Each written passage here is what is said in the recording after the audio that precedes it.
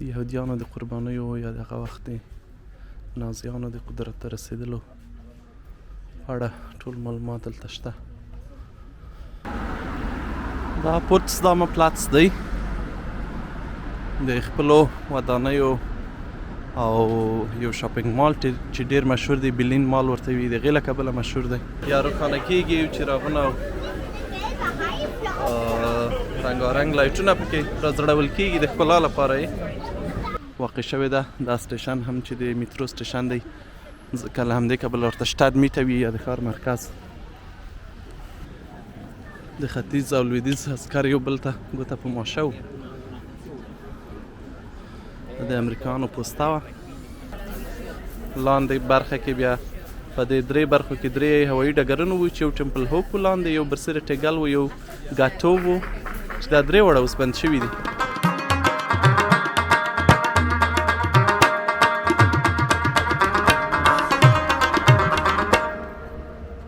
راځئ نن د برلین یو بله سیمه وګورو، ژندار مارکټ. دا د برلین له ښکلو میدانونو یا ځایونو یوه ده. دې ته ژندار مارک وایي او ډېرې پیړۍ وړاندې جوړ شوی دی. د برلین له مرکزي میدانونو یو دی او په زړه پورې دا ده چې د میدان په دواړو لورو کې دوې کلیساوې یا کاتیدرل دي، ګرچې چرچ او کاتیدرل توپیر لري، او موږ دواړو ته فکر کوم کلیساوې یو. او یوه یې جرمن کاتیدرل ده او بله یې فرانسوزیش کاتیدرل یا فرانسوی کاتیدرل. او اصلي دا نومونه چې ورکول شوي دي خصوصا د فرانسوي کاتیدرل ته هغه د دغې ګمبزې له کبله دي. زما شاته چې په انځور کې ګورئ، ځکه ډیزاین یې د فرانسوي کاتیدرل یا کلیساو غوندې شوی. بیا د میدان منځ کې دلته بیا دا بله ودانۍ چې دا کنسرت هاوس دی یا د برلین د کنسرتونو تالار دی. دا هم ښکلې ودانۍ ده.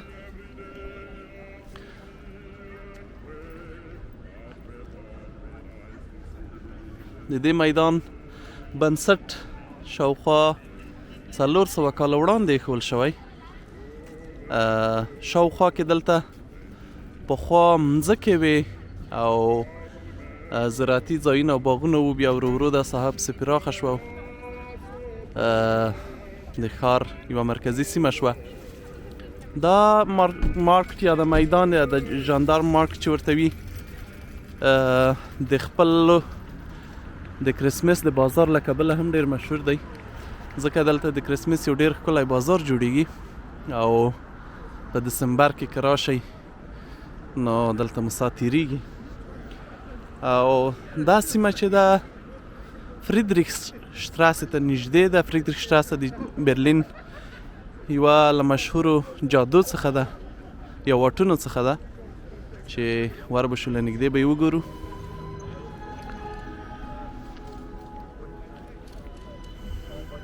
دې خواته دا کنسرت هاوس دی یا د کنسرتونو تالار دی. دا هم تاریخي ودانۍ ده، نن ډېره په زړه پورې ده، خو اوس یې په ځینو برخو کار کېږي. او دلته دا یوه لوري ته د برلینه ډوم ده او هغه بل لوري ته په عین شکل فرانسوزیشه ډوم ده.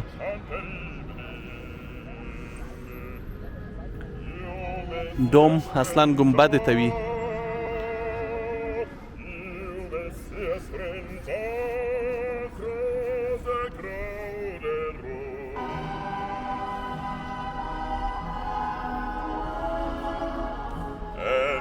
Somehow you know even then that somewhere you see again and again. Sa beltà terribile, sa non mi la you may hear la fin of close room, and the night of the night, how strange as it seems, the son of دا سړی جالب غږ لري خو فکر کوم کوم مذهبي سرود شی ویایي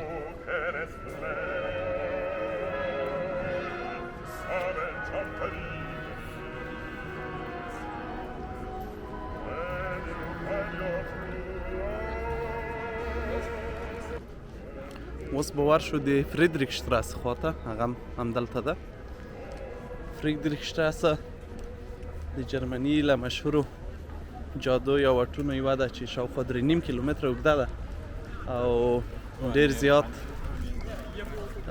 مارکیټونه او پلورنځي شاوخوا ته دي او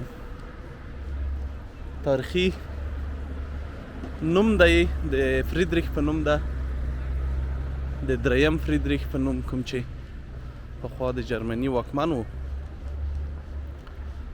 او د خپل د نړیوال جنگ نه وروسته کوم تاریخي ارزښت چې لري د هغې له کبله هم مشهوره ده ځکه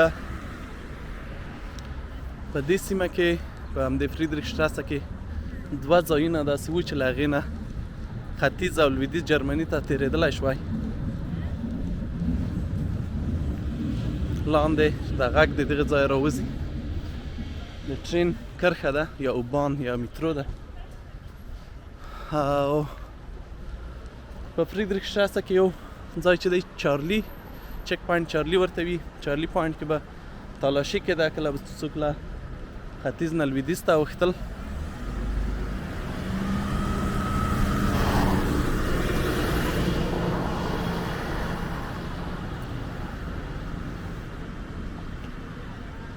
دا هم ژندارم مارکټ د دې ځای پیل دی د کلیسا په دواړو خواو کې باغ دی یا ډېر ښایسته ونې دي چې په اوړي کې ښکلي ښکاري او نور شاوخوا کې ډېرې زیاتې کافې او رستورانتونه او د جرمني مشهور هوټلونه دي چې یو د هغې نه دا هیلټون دی ممکن نوم مو اورېدلی وي فریدریک شتراسه د برلین په مرکزي ناحیه یا میټه کې واقع شوې ده دا سټیشن هم چې د میترو سټیشن دی ځکه له همدې کبله ورته شتاد میټه وي یا د ښار مرکز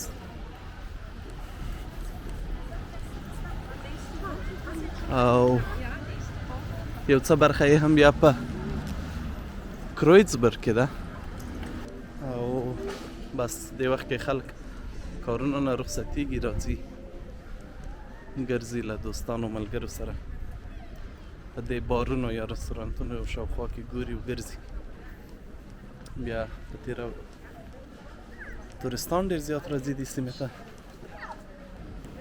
د دغې ژندارم مارکټ ډېره برخه هم ورانه شوې وه نن هوا ډېره ښکلې ده وینئ چې 21 درجې ده او اوس مازدیګر دی خو بیا هم هوا ښکلې ده دا د مشهوره فریدریک شتراسه ده تیر کال راهیسې په دې برخه کې یا په دې سیمه کې د موټرو په ګرځېدلو هم بندیز دی یوازې بایسکلونه کولی شي پکې ولاړ شي او دا د یوې نمونوي جاده یا واټ په توګه ټاکل شوې ده چې بیا ممکن په نور د برلین په نورو سیمو کې هم دا قانون پلی شي هڅه کېږي چې په برلین کې بیا په مرکزي سیمه کې کوم چې رنګ ورته وي د رنګ دننه د شخصي موټرو ګرځېدل بند شي او یو علت یې دا دی چې د زرغون ګوند سیاسیون واک ته رسېدلي او هغوی د زرغون چاپېریال پلویان دي او دا چې موټر ډېر محیط ککړی وي نو دوی غواړي برلین په دننه کې بند کړي نو چې دا پلان به څه وخت پلی شي معلومه نه ده او ویل کېږي چې یوازې ټکسي پولیس او امبولانس به اجازه لري چې په ښار کې دننه وګرځي نور موټر باید د باندې وي او خلک باید یوازې پابلیک ترانسپورت یا عمومي ترانسپورت وکاروي نو دې هدف ته به نه پوهېږم څه وخت رسېږي دا به وروسته معلومه شي د فریدریخ شتراسې نورې برخې وګورئ د موټرو لپاره بنده سیمه یوازې تر همغه وړاندې ښکاري تر دې ځایه ده هغې خواته بیا موټر تللی شي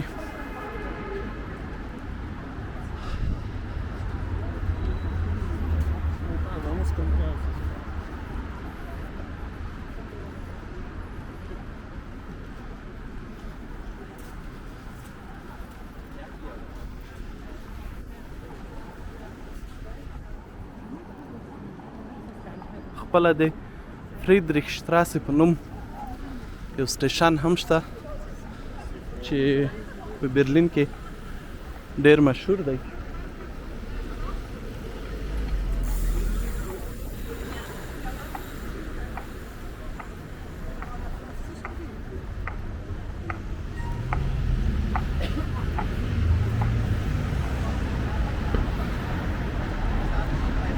او هغه سټیشن د الکساندر پلاتس او د برلین د دروازې برانډنبورګ ټور ترمنځ په دې سیمه کې د برانډنبورګ ټور ته نږدې ده یا د برانډنبورګ دروازې ته چې د برلین مشهوره سیمه ده هغې ته نږدې دی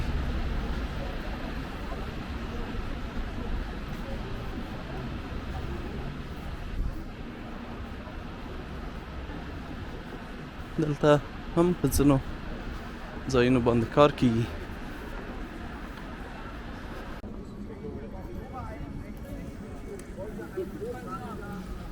تورستان په دغه ډول بایسکلو کې هم ډېر ګرځي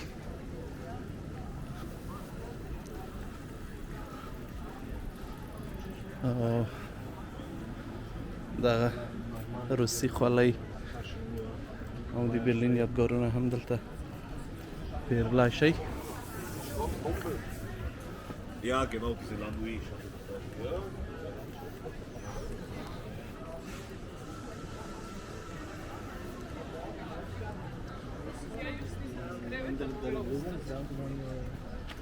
دا چک پوینټ چارلی دی یا د چارلی چک پوینټ یا د چارلی پوسته دلته نو په هغه وخت کې که پخواني انځورونه وګورئ ممکن دلته ځینې وي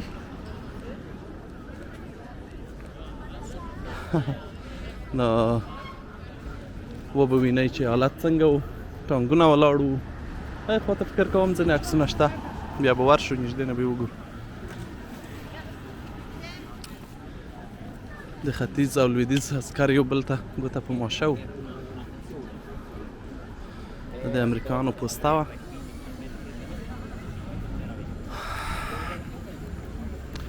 او یوازې په ځانګړې اجازه باندې خلک دې ځای نه هغې خواته یا د ختیځ برلین نه لویدیځ برلین ته تللی شوای دلته پخوا هغه پخواني نمونهیي عسکر به هم ولاړ وو خلکو نه به د عکسو لپاره پیسې اخیستې خو اوس هغه نشته ځکه فکر کوم فساد یا کومه کیسه وه بیا 2 کاله مخکې لرې کړل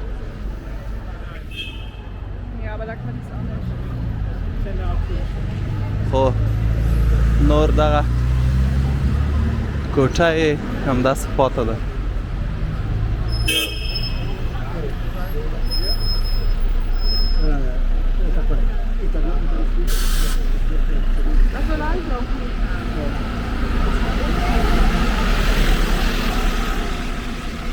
د کانکریټو بوجۍ هم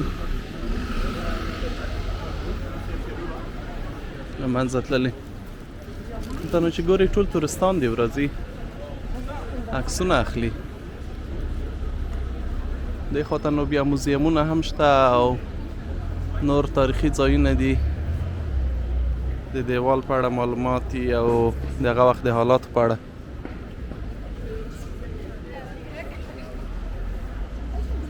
او دا لوحه هم د هغې وخت نه ولاړ ده، ممکن بیا جوړه شوې وي، خو لکه څنګه چې ګورئ تاسو نور د امریکایي برخې نه تېرېږئ او د پخواني شوروي خواته داخلېږئ.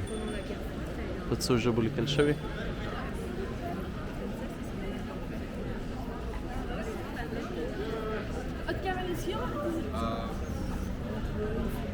راځئ ځینې انځورونه به هم وګورو د هغه وخت د حالاتو چې دلته څه روان وو، د خلکو څومره کار کړی، څومره مبارزه یې بیرته د یووالي لپاره کړې. داسې ځای کې عکس اخیستلم سخت. همدلته چک پاینټ چارلي ته نږدې بیا دغه میموریال یا یادګار دی چې دلته دننه هغه د دیوال ټوټې او عکسونه یا نور ورته معلومات شته. دغه انځور کې فکر کوم یو څه ښکاري چې هغې وخت کې حالت څنګه و. 1968 کال کې دا انځور اخیستل شوی. یوازې په تشریفاتو خلک تېرېدلی شوی. عسکر و دې خواته. دلته بیا معلومات په انګلیسي ژبو هم لیکل شوي دي.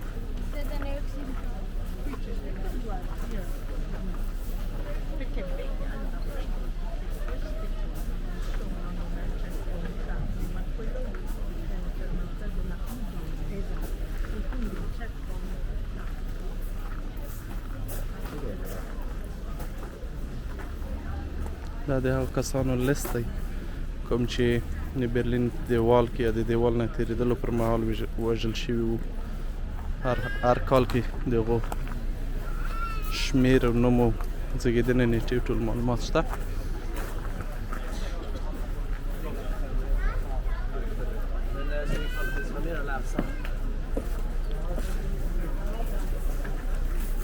دلته دننه بیا اکسیبیشن او سټیلونګ دی یا نمایشګاه ده.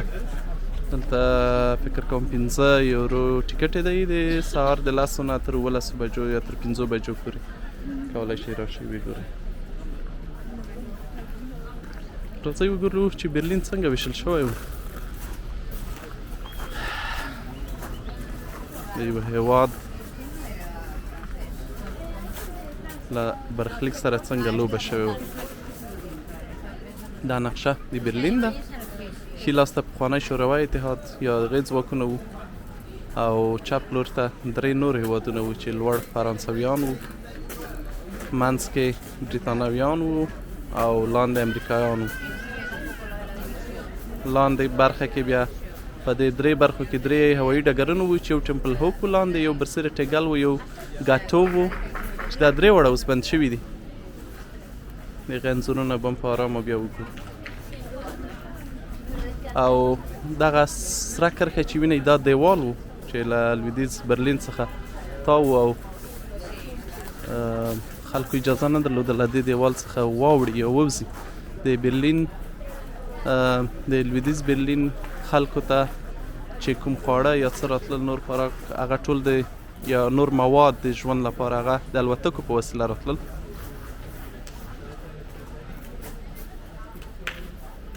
د دیوال د ماتولو هڅې او انځورونه یې چې هغې وخت کې شوي دي.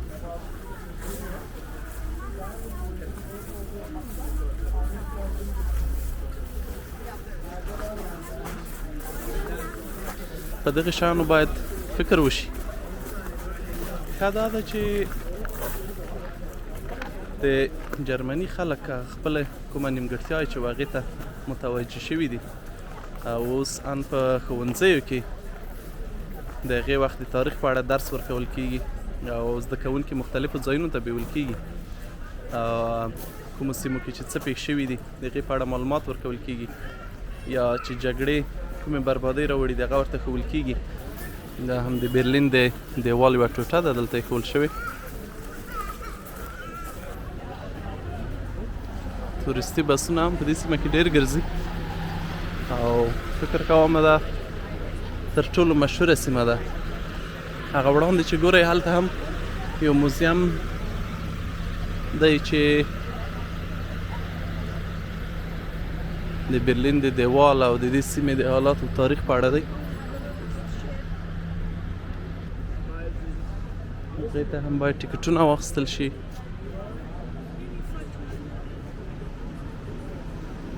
دلته معلومات شته. دیماوا نو یعنی دوال یا دیوال. So once people ask me something, ترابي ورلد دا هم د هغه وخت د ختیځ برلین د موټرو د تولید نمایشګاه ده. دا موټر چې هغه وخت کې تولید شوي وو په ختیځ برلین کې ډېر مشهور وو.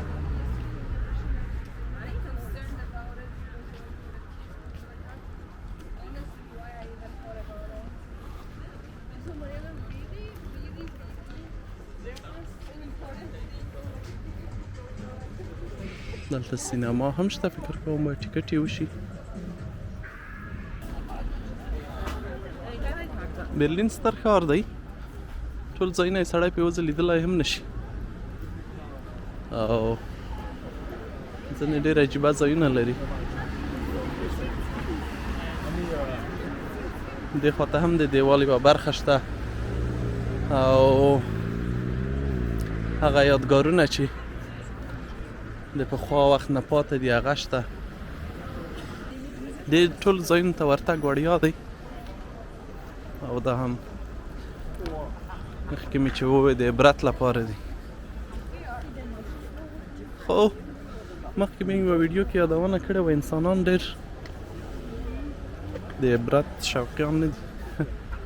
کله چې بیا ګټې ایجاب کړي د نورو خلکو قرباني هم ورته سخته نه وي متاسفانه، او داسې حالات ممکن بیا هم رامنځته شي او پیښ شي. دلته هم د تورستانو له لاسه لار نه کېږي چې سړی وګوري یا ولولي.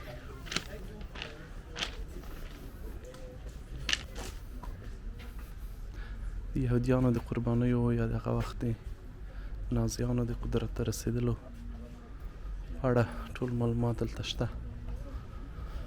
د برلین د اولمپیا سټاډیوم یا سټاډیوم دی چې اوس هم ودان دی.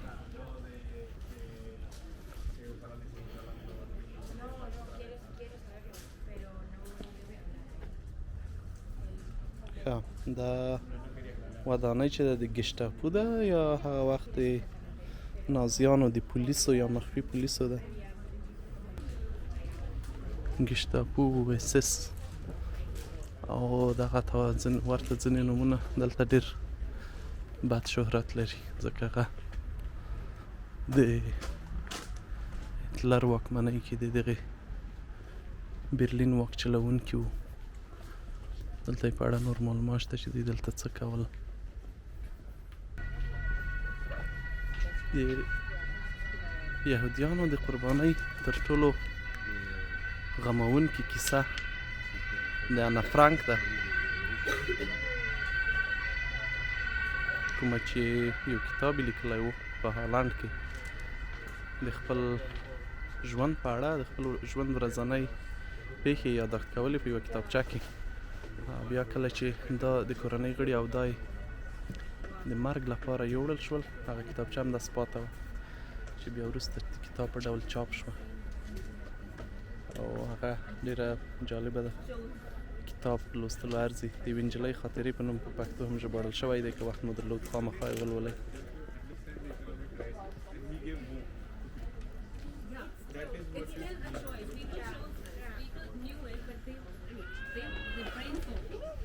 Not working properly, but they knew what was happening. It's just that they couldn't see it.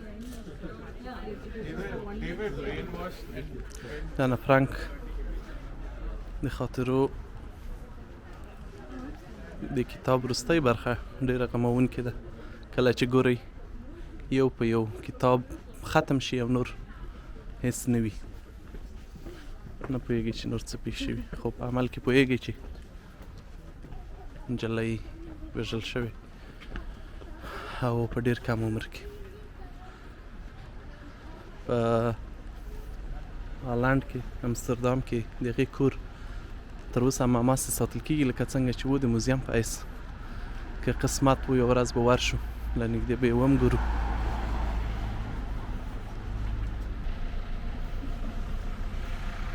دا مجسمې هم د ودانۍ مخکې چې دي ماتې شوې او بیا همداسې پاتې دي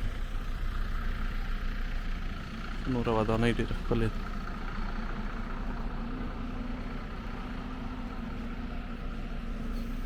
د بل طرف ته هم ده همداسې تاریخي او ښکلې ودانۍ دا ځای بیا دغه پوټسدام پلاتس ته نږدې دی پوټسدام پلاتس بیا هم یو عجیبه کیسه او داستان لري دا سیمه له نړیوالې جګړې وروسته همداسې د یو میدان په شکل پاته وه هېڅ هم پکې نه و نه ودانۍ وې نه سړک و حتی بیا وروسته سړک جوړ شو لومړی او نورې ودانۍ جوړې شوې خو اوس که له نږدې وګورو د برلین یوه تر ټولو موډرنه سیمه ده ډېرې لوړپوړې ودانۍ لري موزیمونه لري دا پوټسدام پلاتس دی د خپلو ودانیو او یو شاپینګ مال چې ډېر مشهور دی برلین مال ورته وي د هغې له کبله مشهور دی او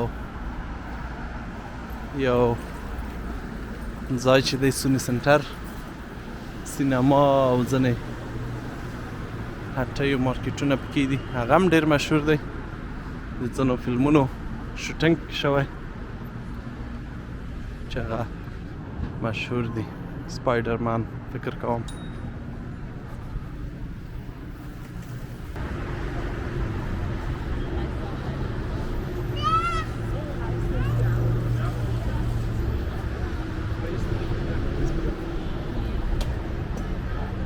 دغه سوني سنټر دی ممکن ځینو کسانو ته اشنا وي انځوري او عجبه خو دا ده چې تپه تیاره ده پکې نو که د ورځې منځ کې سړی راشي ویې ګوري ممکن دې په پرتله ښایسته وي دلته کار هم کېږي په یوه برخه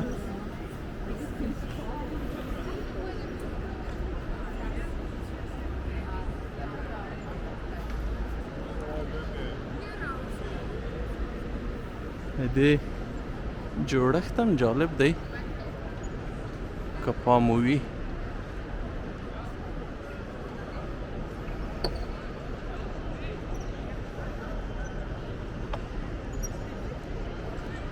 هم لوړ او هم لاندې دې خواته اوبه دي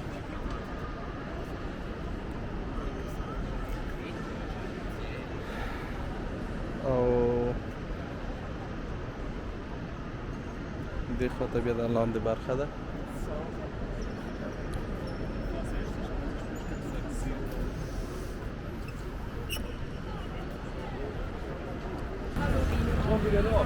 د سړک هغې غاړې ته چې ځای وینئ د لخچک ځای دی یا څه ورته یخمالک یا ښویېدلو او په ښارونو کې ځینې وخت بېلابېل ځایونه میله ځایونه هم جوړېږي یا میلې جوړېږي دلته هم اوس همداسې یو کلتوري میله روانه ده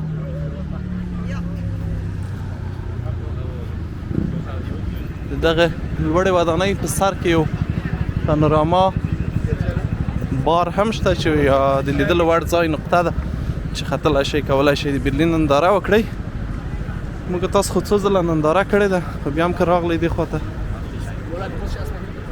کولی شئ چې وګرځئ او وخیجئ که مو غوښتل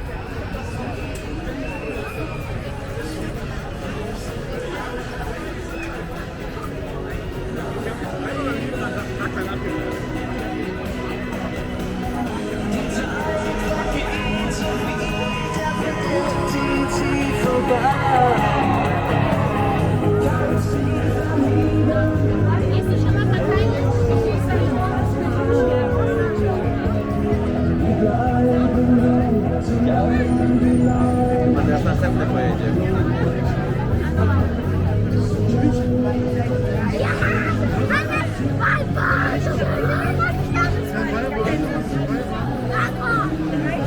ماشومان لپاره ښه ځای دی د ساتیرۍ غټان هم راځي پکې ځینې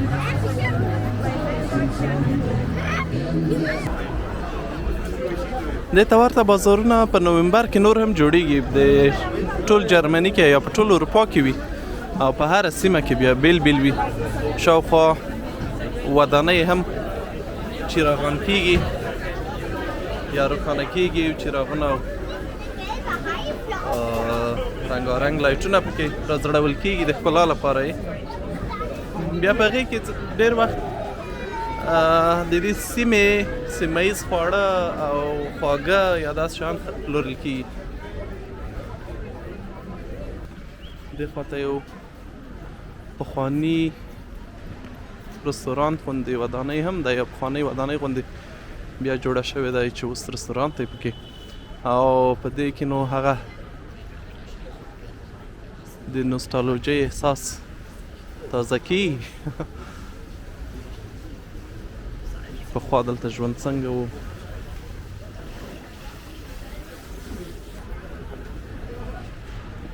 دا د نوي کال بازارونو ته به بیا هم راشو شاوخوا یوه میاشت یا یوه نیمه میاشت دوام کوي نور بازارونه چې نور سیمو کې جوړیږي